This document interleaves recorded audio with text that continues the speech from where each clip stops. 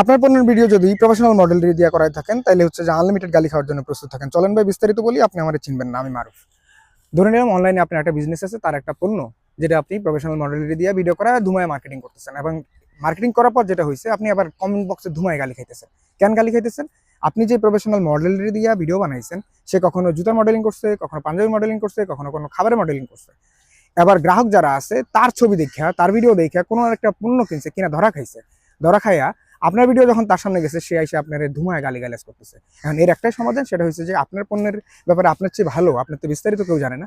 আপনি ক্যামেরাটা অন করেন, ছোট ছোট করে কথা বলেন, দুইটা ভিডিও বানান, সেটা দিয়ে মার্কেটিং করেন, তাহলে গালি খাওয়ার হাত থেকে অন্তত বেঁচে যাবেন। আর দ্বিতীয় ব্যাপার হচ্ছে, আমি একটা বাজে অভিজ্ঞতা শিকার হয়েছি গতকাল। সেটা হচ্ছে যে আমি আপনাদের কাছে বেশি পাতক্ষীর। এবার পাতক্ষীর দিয়ে আমি প্রফেশনাল মডেলের দিয়ে একটা বিজ্ঞাপন বানাইছিলাম, এরপর এটা মার্কেটিং করছি, আর দুমায় গালি খাইতেছি। গালিটা কি? ওই লোক এসে বলতেছে, ভাই আপনার পাঞ্জাবির ব্যবসা কেমন চলতেছে? পাঞ্জাবি কিনা তো আপনার ধরা খাইছে, এগুলো আর কয়দিন করবেন? ব্যাপারটা হচ্ছে, আমার মডেল কথা বলতেছে পাতক্ষীর নিয়ে, কিন্তু লোকটা গালি দিতেছে পাঞ্জাবি নিয়ে। ওই লোক ভাবতেছে এই মডেলেরই বিজনেস পাঞ্জাবিরও ছিল, এখন পাতক্ষীরও। কারণ ওই লোক জানে না এই লোকটা শুধু মডেল, এখানে মডেলেরও দোষ নাই, আপনারও দোষ নেই।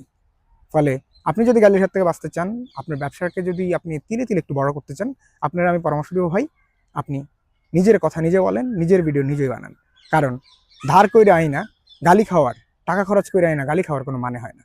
ফলে আপনার উপকার হইলে আমার ধন্যবাদ দেওয়া লাগবে না, পরবর্তী কোনো একটা ভিডিওতে আবার দেখা হয়ে যাবে। কারণ আপনি আমার চিনেন না, আমি মারুফ।